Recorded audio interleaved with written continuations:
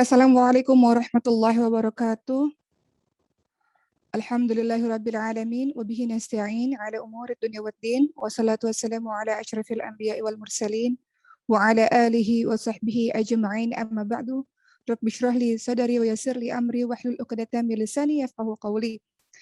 Untuk seluruh ustadzat, asatidz, musyrif, musyrifah, para pengasuh, seluruh murid-murid, keluarga besar Masjidil Hufad yang Uma sayangi, dan untuk seluruh teman-teman dimanapun berada yang saya cintai, alhamdulillahirabbil alamin, hari ini kita bertemu lagi dalam Katupat kajian virtual penuh manfaat, yang mana tema kita pada hari ini adalah jangan meremehkan maksiat atau jangan meremehkan dosa. Sebelum kita mulai kajian ini, teman-teman sekalian, Sayyidina Ali bin Abi Thalib radhiyallahu anhu, beliau berkata, ikatlah ilmu dengan tulisan. Terkadang kita lupa kalau tidak dengan menulis, tapi kalau kita menulis sesuatu yang penting, insya Allah kita akan ingat, kita baca, kita ingat, kemudian kita berusaha sama-sama untuk mengamalkan. Baik, tema kita pada hari ini adalah jangan pernah menganggap remeh dosa, jangan pernah menganggap kecil maksiat. Teman-teman yang dimuliakan oleh Allah Subhanahu wa taala, setiap orang yang punya hati dan punya akal, pasti mereka dan orang-orang tersebut sangat berhati-hati terhadap akibat dari perbuatan dosa. Mereka akan berpikir panjang sebelum melakukan perbuatan maksiat, akan berpikir panjang apa dampak dosa yang dikerjakan. Karena orang-orang seperti ini tahu dosa-dosa yang dikerjakan itu sebenarnya membinasakan dirinya sendiri. Kalau kita melakukan perbuatan dosa itu sejatinya kita sedang zolim pada diri kita sendiri.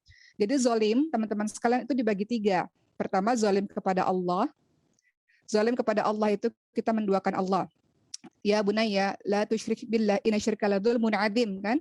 Dalam surah Luqman ayat ke-13 kata Luqmanul Hakim pada anaknya, wahai anakku, jangan menyekutukan Allah, sesungguhnya menyekutukan Allah sebuah kezaliman yang besar.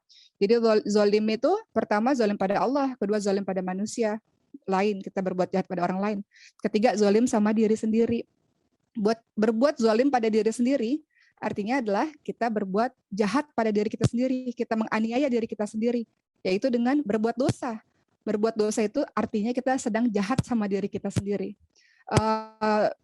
Doanya Nabi Yunus alaihissalam dalam surah Al-Anbiya ayat ke-87.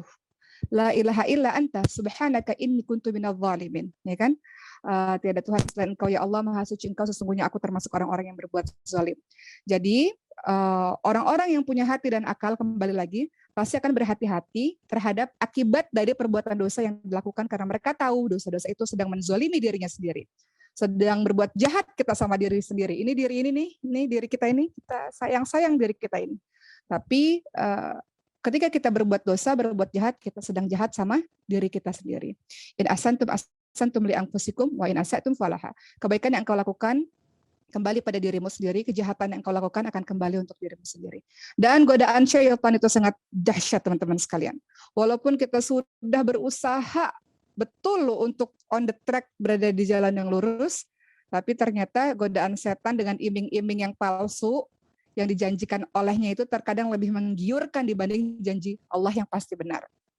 Ya, contoh misalnya setan bilang, udah ambil aja duitnya, nanti bisa dipakai untuk beli ini, beli itu, bisa kehidupannya lebih baik. Jadi setan memberikan iming-iming palsu dan kita tergiur dengan itu. Dan kita melupakan janji Allah yang pasti benar. Atau kata setan, sudah pacaran saja, dekat saja sama si fulan ini, sama si fulanah ini, kan kau sayang padanya, kau jatuh cinta padanya, nggak apa-apa kok, kan kalian nggak ngapa-ngapain. Itu kata setan. Diberikan iming-iming yang palsu, menggiurkan itu. Kita memperturutkan hawa nafsu dan kita mendengarkan kata-kata syaitan dan kita mengabaikan janji Allah yang pasti benar. Itulah manusia, teman-teman sekalian.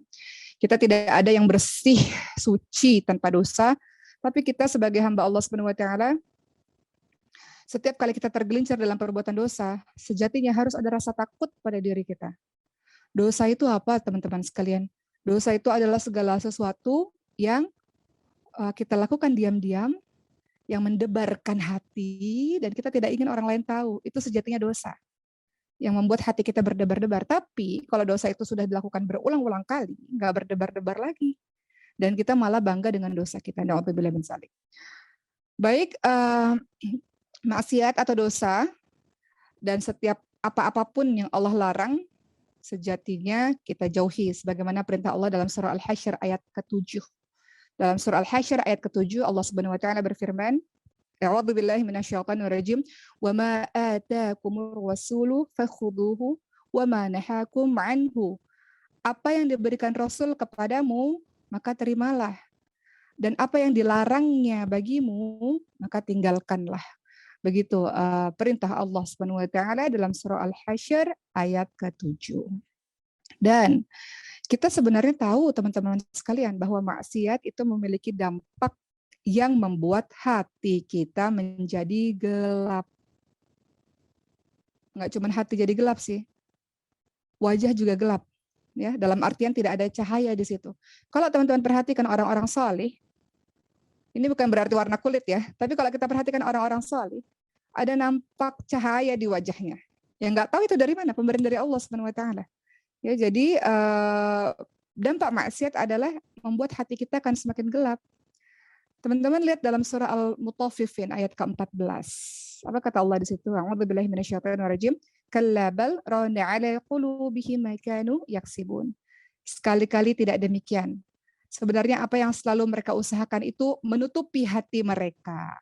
Jadi dosa-dosa yang dilakukan itu sejatinya membuat hati akan semakin gelap. Sebagaimana dalam surah Al-Mutaffifin ayat 14 yang sudah dibacakan tadi.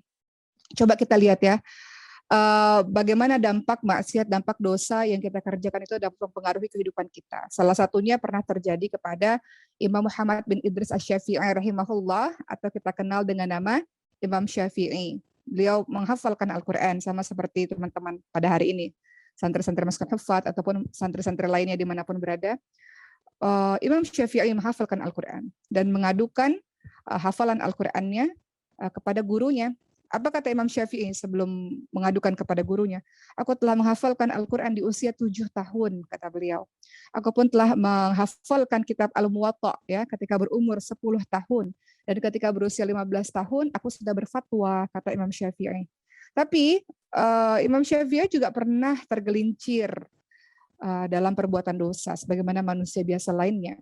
Beliau mengatakan, aku pernah mengadukan kepada Waki', kepada guruku tentang jeleknya hafalanku. Lalu beliau menunjukiku untuk meninggalkan maksiat. Susah nih, nggak bisa hafal-hafal atau gampang sekali hilang hafalannya. Kemudian Imam Waki', gurunya Imam Syafi'i, mengatakan beliau menunjukiku untuk meninggalkan maksiat. Beliau memberitahukan padaku bahwa ilmu adalah cahaya. Dan cahaya Allah tidaklah mungkin diberikan kepada ahli maksiat. Orang-orang di luar sana yang mungkin belum belajar Quran, yang mungkin belum belajar agama, ketika buat dosa mungkin dimaafkan oleh Allah sebab ketidaktahuannya.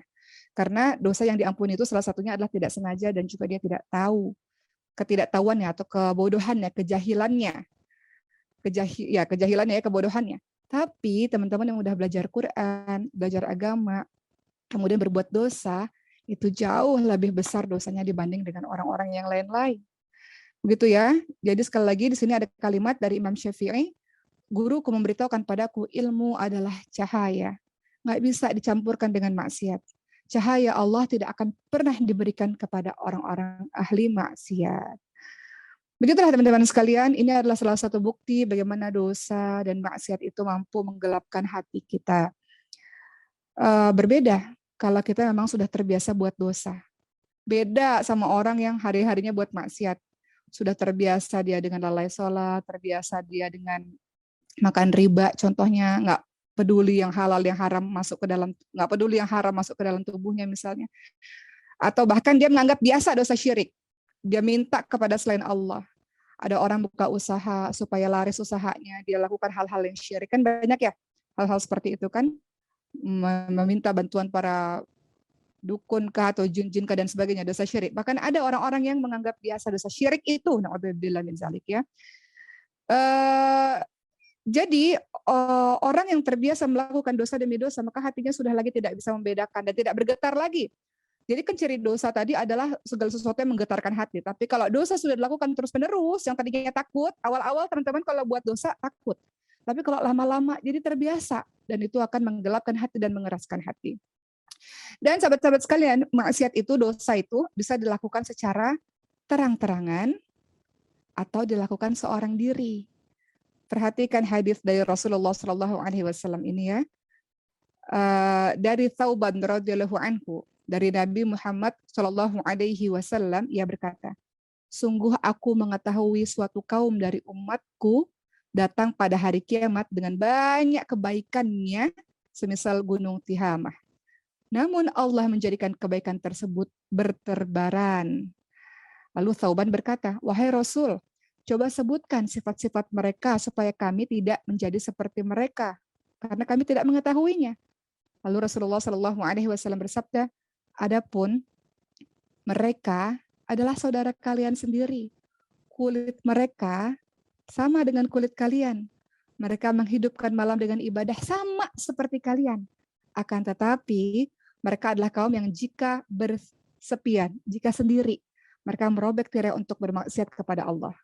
Paham maksudnya teman-teman sekalian? Ini hadis riwayat Ibnu Majah ya. Maksudnya adalah dia sholat seperti kalian, dia hafalkan Quran sama kalian, dia berada dalam barisan orang-orang baik.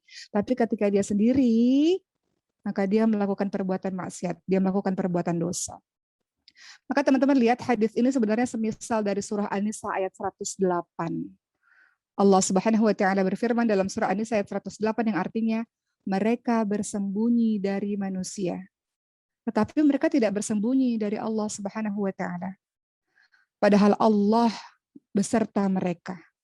Ketika pada suatu malam mereka menetapkan keputusan rahasia yang Allah tidak ridhai. Dan adalah Allah Maha meliputi ilmunya terhadap apa yang mereka kerjakan. An-Nisa 108 ini sebenarnya menegur orang-orang yang dalam sendiri, dalam keadaan sepi, mereka melakukan perbuatan dosa. Mereka lupa bahwa ada Allah yang maha melihat, Allah yang maha mengawasi. Baik teman-teman sekalian, kita berlindung kepada Allah SWT sebagai manusia biasa. Terkadang kita minta ampun kepada Allah SWT, bertaubat, tapi lemahnya kita, lalu kita kembali berbuat dosa demi dosa. Baik, kemudian kita akan bahas mengenai sebab-sebab orang melakukan perbuatan dosa. Kenapa kita tergelincir dalam melakukan maksiat? Pertama, sebab seseorang melakukan perbuatan dosa adalah karena lemahnya iman. Lemahnya iman terjadi karena kurangnya ilmu. Kalau imannya kuat dan dia belajar agama Allah, dia tahu mana yang Allah bolehkan, mana yang Allah larang. Kalau iman seseorang kuat ditambah ilmu yang baik, jika ada maksiat di depannya, dia pasti akan takut kepada Allah Subhanahu wa taala daripada kesenangan dunia yang sementara. Dahsyat sekali dosa ini teman-teman sekalian, dahsyatnya luar biasa. Makanya dikatakan ada 7 golongan orang yang akan mendapatkan naungan Allah di padang mahsyar, kan ingat teman-teman semua? Salah satunya ketika diajak melakukan hal-hal yang tidak baik dengan lawan jenis, dia mengatakan ini akhafullah, saya takut kepada Allah Subhanahu wa taala. Jadi kalau apa sih fitnahnya laki-laki perempuan? Apa fitnahnya perempuan? Laki-laki teman-teman sekalian. Sama. Fitnahnya lawan jenis. Tapi kalau diajak untuk bercengkrama dan lebih jauh daripada itu, dia akan katakan ini akhafullah, saya takut kepada Allah. Ya. Kembali lagi teman-teman sekalian, sebab orang-orang melakukan dosa yang pertama adalah lemahnya iman.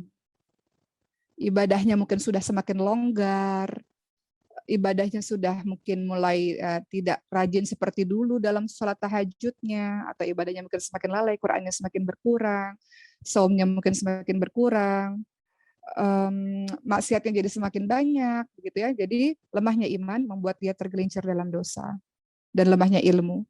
Kedua, kenapa seseorang melakukan dosa, teman-teman sekalian? Karena dia bergaul dengan teman yang buruk. Bergaul dengan teman yang jelek. Kalau mengikuti standar teman-teman yang saleh, perbuatan itu pasti perbuatan dosa. Tapi kalau mengikuti standar orang-orang yang buruk, orang-orang yang jelek, pasti mereka mengatakan, gini aja kok nggak apa-apa. Contoh apa ya? Contoh ekstrim ya, misalnya minum-minuman ya, minum-minuman khamar dan sebagainya. Walaupun Umar yakin di sini nggak ada yang melakukan hal tersebut. Tapi di luar sana teman-teman sekalian, Di luar sana hal tersebut adalah hal yang biasa. Udahlah minum aja lah, sesama anak muda minum aja. Kalau nggak minum nggak gaul gitu ya. Itu banyak teman-teman sekalian. Kalau di kajian mungkin masya Allah ya. Tapi kalau di luar sana teman-teman di sosial media misalnya ya, kalau teman-teman lihat minum khamar itu meminum minuman yang memabukkan. Aku tuh minum, dia tuh nggak bisa diajak minum misalnya. Itu kan ada tuh kalimat-kalimat itu ya di sosial media.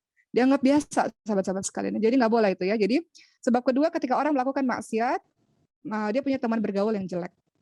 Apa kata Rasulullah SAW dari Abu Hurairah radhiyallahu anhu? Seseorang akan mencocoki kebiasaan teman karibnya. Oleh karenanya perhatikan siapa yang akan menjadi teman karib kalian. Gampang ngelihat seseorang teman-teman sekalian. Lihat siapa sahabat terdekatnya. Makanya Uma bilang sama Ricis ya, ketika Ricis mau cari jodoh, salah satu yang harus diperhatikan dalam calon, misalnya sudah ada calon, kalau misalnya sudah ada calon, Uma bilang, coba aja tanya siapa 3-5 orang sahabat terdekatnya. Karena rata-rata karakternya begitu. Nggak beda jauh seperti itu.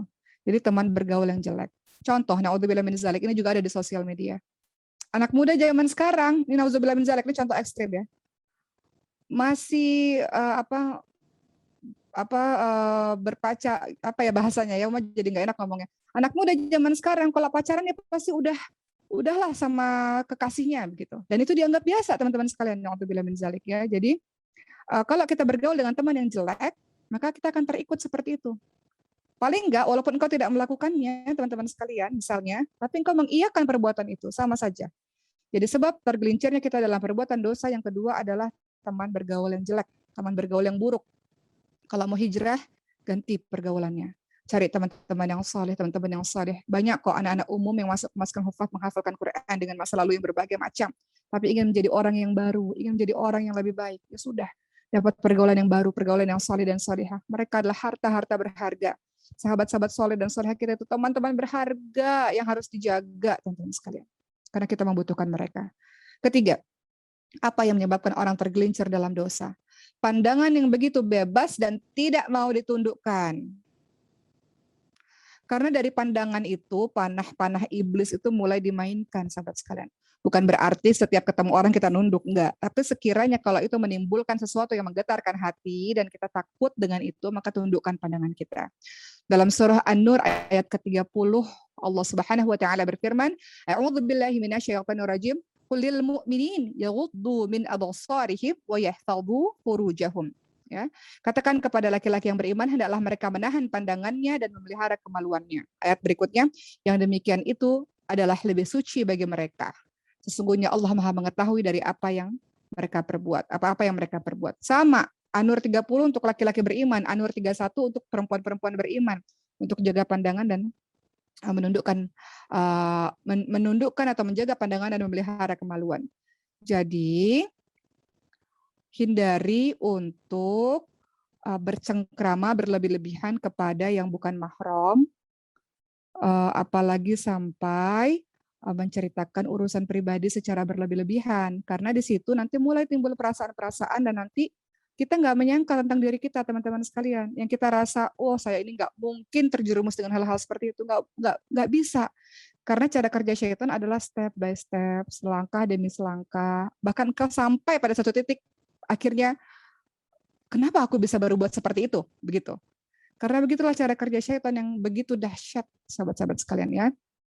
Dalam hadis riwayat Muslim, sahabat sekalian, dari Jarir bin Abdullah radhiyallahu anhu, ia berkata, aku pernah bertanya kepada Rasul mengenai pandangan yang tidak disengaja. Maka beliau memerintahkanku untuk memalingkan pandanganku.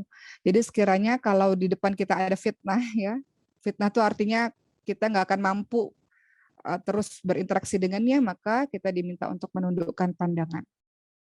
Yang keempat, terjadinya perbuatan dosa itu disebabkan karena terlalu banyak waktu luang. Banyak waktu luang yang kau miliki. Ingat kata Rasul apa? Ada dua kenikmatan yang banyak manusia tertipu. Yang pertama adalah nikmat sehat, dan kedua adalah nikmat waktu luang. Hadis riwayat Bukhari. Jadi hati-hati, ada dua hal. Nikmat sehat, kalau engkau sehat biasanya jadi bebas melakukan apapun, dan nikmat waktu luang. Orang-orang yang waktu luangnya banyak, ini hati-hati. Bisa saja tergelincir pada perbuatan-perbuatan buruk. Makanya sibukkan diri kita. Kayak penghafal Quran misalnya nih, atau teman-teman yang lagi di satu lembaga lagi belajar tertentu kan ada target tuh. Kita kan sibuk. Kalau kita sibuk kita nggak mikir yang aneh-aneh sahabat sekalian. Ya. Jadi sebab orang tergelincir akhirnya berbuat dosa sebab banyak waktu luang. Sibukkan diri kita melakukan yang baik-baik sehingga kita nggak punya waktu untuk melakukan yang buruk. Sebab yang kelima sahabat sekalian. Kenapa orang bisa tergelincir dalam dosa? Apa yang menyebabkan orang berbuat dosa? Karena dia bermudah-mudahan dalam hal yang haram. Alias dia meremehkan perbuatan dosa. Yang kelima nih, sebab dia tergelincir dalam dosa karena dia menganggap kecil dosa itu. Dia meremehkan dosa. Ketahuilah bahwa meremehkan dosa malah membuat dosa tersebut jadi lebih besar di sisi Allah Subhanahu wa taala, ditambah jika dia terus-menerus melakukan perbuatan dosa. Walau itu awalnya adalah dosa yang ringan. Dosa itu menjadi besar kalau dilakukan terus-menerus. Itu menjadi besar, teman-teman sekalian ya. Apa yang dikatakan oleh Rasulullah SAW dari Anas radhiyallahu anhu, ia berkata, sesungguhnya kalian melakukan suatu amalan dan menyangka bahwa itu lebih tipis daripada rambut, namun kami menganggapnya di masa Nabi sebagai sesuatu yang membinasakan.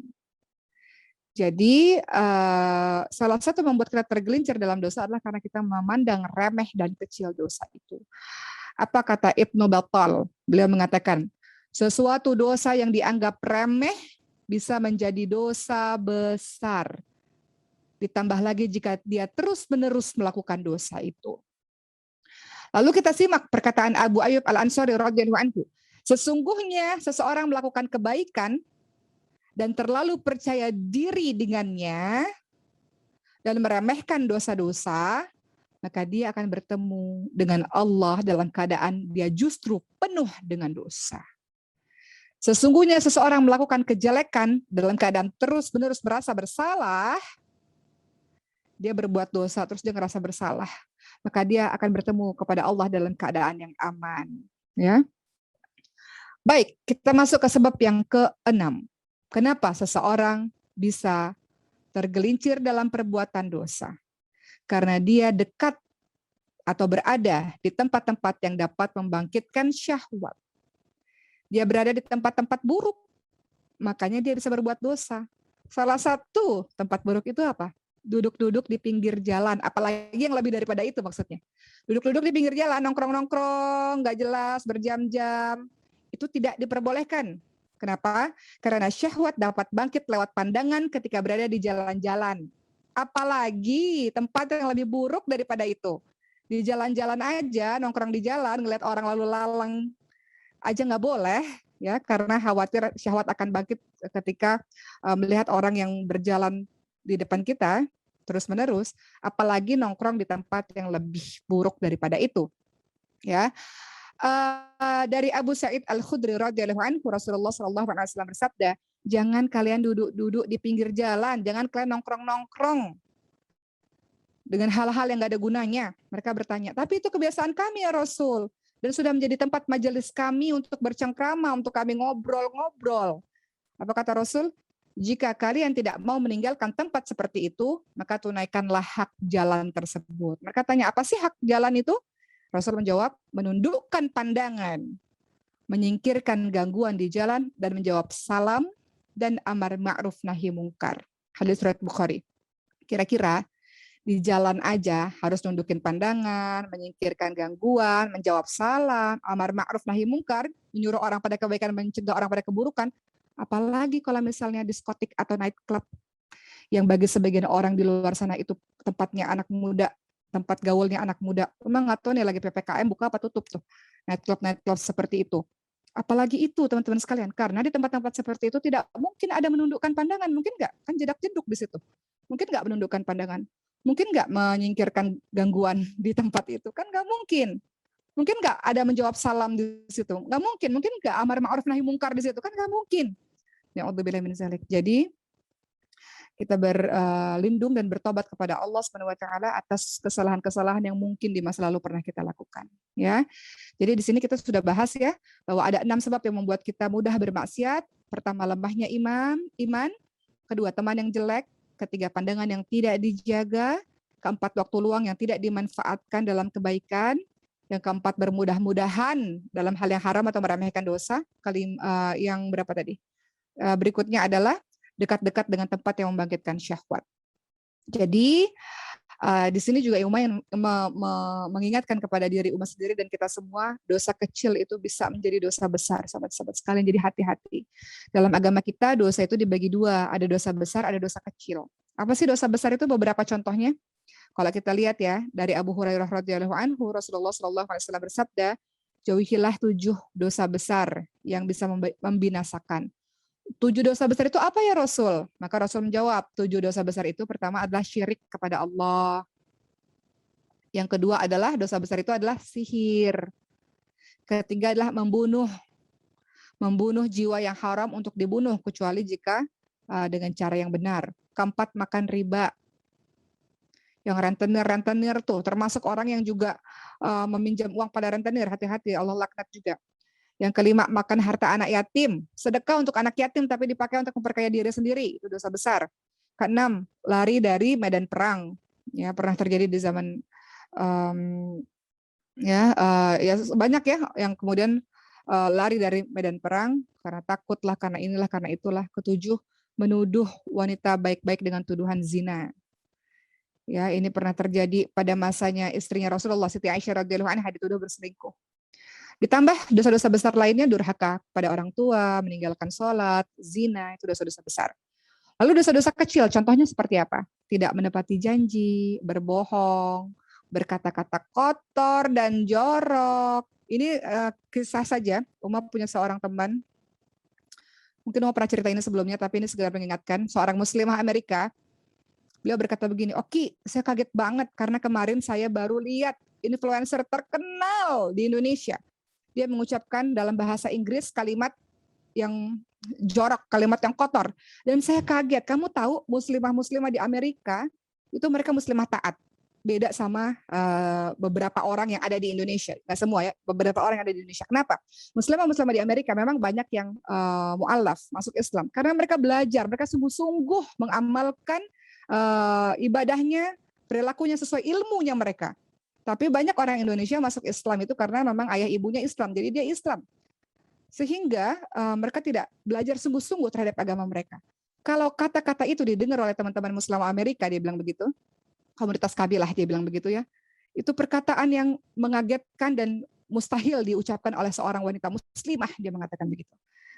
Ya, jadi hati-hati ya, dosa kecil salah satunya adalah berkata kotor dan jorok. Tapi kalau itu jadi kebiasaan, karena banyak orang menganggap kalimat-kalimat kotor jorok itu jadi bercandaan. Banyak kan sahabat-sahabat sekalian?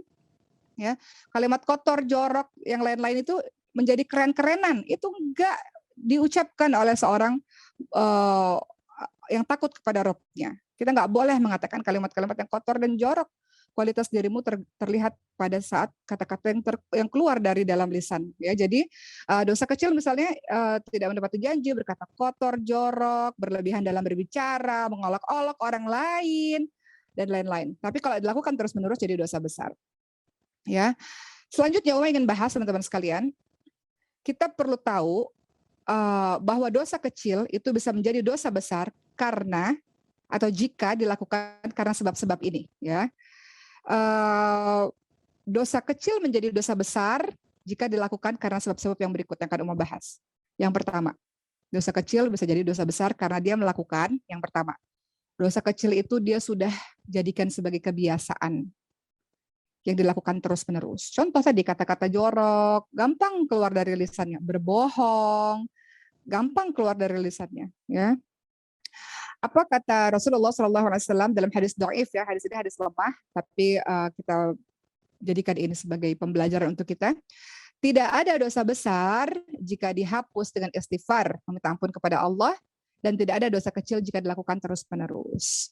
Kalau dosa besar sudah ditobati, maka jangan diikuti dengan dosa-dosa lainnya yang semisal. Begitu pula dosa kecil. Kalau dosa kecil sudah dilakukan, jangan diterusi dengan dosa-dosa kecil lainnya. Masalahnya itu menjadi kebiasaan. Orang bohong sekali contoh, pasti dia harus bohong untuk berikutnya teman-teman sekalian, untuk menutupi kebohongan yang kemarin. Begitu pula orang yang sudah terbiasa mencuri misalnya. Jadi apa ya? Jadi kecanduan untuk mencuri. Ataupun dalam hal misalnya bermain-main dengan lawan jenis misalnya. Jadi kebiasaan. Ada namanya playboy, playgirl dan sebagainya. Jadi kebiasaan, ya. Jadi kalau kita sudah melakukan sebuah dosa, jangan diikuti dengan dosa-dosa berikutnya, begitu. Yang kedua, teman-teman sekalian, dosa kecil akan menjadi besar kalau dia, yang kedua, jika dia menganggap kecil dosa itu. Ini sudah bahas di atas tadi ya. Jika kita anggap remeh dosa itu. Ya. Jika seorang hamba menganggap besar satu dosa, maka dosa itu akan kecil di sisi Allah. Tapi sebaliknya, jika seorang hamba menganggap kecil suatu dosa, maka dosa itu akan dianggap besar oleh Allah Subhanahu wa taala. Ya. Ibnu Mas'ud radhiyallahu anhu mengatakan begini. Sesungguhnya seorang mukmin melihat dosanya, ini sabda Rasulullah ya. Ya. Sesungguhnya seorang mukmin melihat dosanya seakan-akan ia di sebuah gunung dan dia khawatir gunung tersebut akan menimpanya. Sedangkan orang yang gemar maksiat ketika dia berbuat dosa seperti seekor lalat yang lewat begitu saja di batang hidungnya. Dia nempel di hidung kemudian dia tebas begitu saja. Jadi orang beriman itu kalau buat dosa ketakutan luar biasa seolah-olah gunung itu siap menghancurkan dirinya. Dikatakan dalam hadis ini bukan rumah. Kalau rumah ada kemungkinan selamat. Ini gunung yang siap menghancurkan dirinya. Tapi orang yang penuh maksiat dia menganggap dosa itu seperti lalat yang nempel di hidungnya kemudian dia tebas begitu saja. Dia usir begitu saja. Baik, ya. Ada seorang sahabat berkata, Bilal bin Sa'ad rahimahullah berkata, janganlah engkau melihat kecilnya suatu dosa, namun hendaklah engkau melihat siapa yang engkau durhakai. Engkau mendurhakai Allah Subhanahu wa taala. Atau dalam yang lain ya, Sahal bin Sa'ad radhiyallahu anhu, beliau berkata, jauhilah olehmu sekalian dosa-dosa kecil, karena perumpamaan dosa-dosa kecil itu laksana sekumpulan orang yang singgah di tengah lembah. Yang ini datang sambil membawa dahan, yang ini datang sambil membawa dahan, yang ini datang sambil membawa dahan, lalu mereka memasak rotinya. Sesungguhnya dosa-dosa kecil itu perbuatan durhaka. Dalam hadis riwayat At-Tabrani. Ya teman-teman sekalian, jadi dosa kecil bisa menjadi besar. Yang kedua karena menganggap remeh dosa. Yang ketiga, dosa kecil bisa menjadi dosa besar kalau engkau memamerkan dosa-dosa itu. Ada orang yang harusnya kan dosa itu membuat kita malu ya, kita sembunyi-sembunyi melakukannya. Tapi ada orang yang terang-terangan melakukan dosa, memamerkan. Contoh, dia melakukan perbuatan dosa, dia bangga dia ceritain sama teman-temannya. Atau lebih parah lagi, dia berbuat dosa, dia post di sosial media. Dia ambil foto, dia ambil video, dia taruh di sosial media. Ya, memamerkan sebuah perbuatan dosa. Ini dosa kecil kemudian jadi dosa besar. Apa kata Rasulullah? Setiap umatku akan diampuni kecuali yang melakukan dosa terang-terangan. Di antara bentuk melakukan dosa terang-terangan adalah jika dia melakukan maksiat di malam hari. Kemudian Allah sudah tutup aibnya. Besoknya dia ceritain sama teman-temannya. Dia sendiri yang bercerita. Hai fulan, teman-temanku, semalam aku telah melakukan maksiat ini, aku telah melakukan maksiat itu. Padahal semalam Allah sudah tutupi aibnya. Allah sudah tutupi maksiat yang dia lakukan. Namun di pagi hari dia sendiri yang membuka aib yang sudah Allah tutup itu. Itulah yang menjadi dosa besar. Harusnya dosa itu engkau malu, tapi ini malah terang-terangan dengan penuh kebanggaan dipost lagi di sosial media. Ada jenis orang-orang yang seperti itu. Keempat, dosa kecil bisa menjadi besar, teman-teman sekalian. Kalau dosa itu dilakukan oleh orang yang menjadi panutan bagi yang lainnya. Ini mengerikan juga. Ini kalau Uma baca ini juga Uma ngeri ya. Karena umat juga manusia biasa, teman-teman di sini juga kita manusia biasa, kita seringkali tergelincir dalam dosa. Uma pernah tanya kepada Dr. Cindy, adik Uma yang nomor 2. Coba Uma tanya pada beliau ya, apa sih dampak jadi orang yang terkenal itu? Apa sih dampak jadi orang yang dikenali oleh orang lain? Atau apa sih dampak jadi guru? Atau jadi orang yang dicontoh oleh orang lain? Dr. Cindy mengatakan, tanggung jawabnya besar, Mbak Oki, beliau mengatakan begitu. Tanggung jawabnya besar, orang-orang niru. Apa yang kita lakukan, apa yang kita katakan, tanggung jawabnya lebih besar. Jadi semakin kita menjadi panutan, semakin tanggung jawabnya lebih besar. Ya, jadi dosa kecil bisa menjadi dosa besar kalau dilakukan oleh orang yang menjadi panutan. Dalam hadis riwayat Muslim, Rasulullah SAW bersabda, barang siapa melakukan suatu amalan kejelekan lalu diamalkan oleh orang sesudahnya, maka dia akan dicatat baginya dosa, semisal dosa orang yang mengikutinya tanpa mengurangi dosanya sedikit pun. Artinya adalah orang yang menjadi panutan, maka nasihat untuk diri umat sendiri dan kita semua. Pertama, minta pertolongan Allah. Kita manusia biasa, kita sering tergelincir, tapi kita minta kekuatan dari Allah untuk kita mampu meninggalkan dosa-dosa itu. Yang kedua, kalau memang sudah terlanjur kita pernah melakukannya di masa lalu, bertobat kepada Allah Subhanahu wa taala dan menyembunyikan dosa itu. Dan kita bertekad untuk menjadi orang yang lebih baik untuk menutupi kesalahan kita yang kemarin. Ya, sebagaimana kita tahu dosa orang alim atau dosa orang yang menjadi panutan akan berlipat-lipat jika ada orang lainnya yang melakukan dosa itu. Begitu pula ketika dia melakukan kebaikan. Ketika teman-teman jadi inspirator kebaikan, orang lain mengikuti, pahala teman-teman pun akan berlipat-lipat. Apa kata Rasul? Barang siapa melakukan suatu amalan kebaikan, lalu diamalkan oleh orang-orang sesudahnya, maka akan dicatat baginya ganjaran, semisal ganjaran orang yang mengikutinya, dan sedikit pun tidak akan mengurangi ganjaran yang mereka peroleh. Ya. Baik, terakhir dari Uma, teman-teman sekalian, sebelum kita masuk sesi tanya jawab, karena ada hadiah dari Batrisia, skincare herbal, halal, dan toib untuk 3 orang penanya.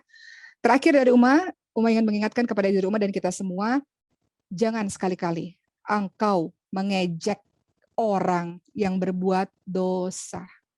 Jangan sekali-kali engkau meremehkan atau merendahkan para pelaku dosa dan merasa berbangga dengan dirimu sendiri. Jangan sekali-kali kita mengatakan, kok dia bisa ya terjerumus dalam perbuatan begitu? Aku aja nggak mungkin. Kok dia bisa ya terjerumus dalam perbuatan zina? Kan dia udah belajar Quran. Aku sih nggak mungkin terjadi hal itu sama aku. Misal, jangan sekali-kali mengatakan demikian, sahabat-sahabat sekalian. Kenapa? Dari Mu'adz bin Jabal, Rasulullah SAW bersabda, siapa yang menjelek-jelekkan saudaranya karena satu dosa, maka dia, orang yang jelek-jelekan itu, tidak akan mati kecuali mengamalkan dosa itu. Jadi kalau ada teman-teman yang bilang, kok dia bisa ya begitu? Nggak ngerti gimana caranya dia bisa melakukan perbuatan sehina itu. Dan sebagainya, teman-teman sekalian. Maka di satu sisi kita juga berlindung kepada Allah, bahwa ya Allah lindungi saya untuk tidak melakukan perbuatan yang demikian. Ya, begitulah. Ibnul Qayyim rahimahullah berkata, setiap maksiat yang dijelek-jelekkan pada saudaramu, maka itu akan kembali kepada dirimu. Maksudnya, engkau bisa saja dipastikan melakukan dosa yang sama seperti dengan dirinya. Jadi jangan merasa aman dari perbuatan dosa. Ya, begitulah teman-teman sekalian. Dan terakhir sekali dari Uma sebagai penutup, di antara efek-efek dosa yang sangat menakutkan bagi orang-orang yang beriman adalah dosa bisa menyebabkan hati menjadi keras, sehingga tertutup noda hitam, sehingga dengan begitu kita nggak bisa lagi bedain mana yang baik, mana yang buruk, mana yang jelek, mana yang bagus. Itu saking banyaknya dosa yang kita lakukan, sudah mati dosa kita, hati kita, teman-teman sekalian.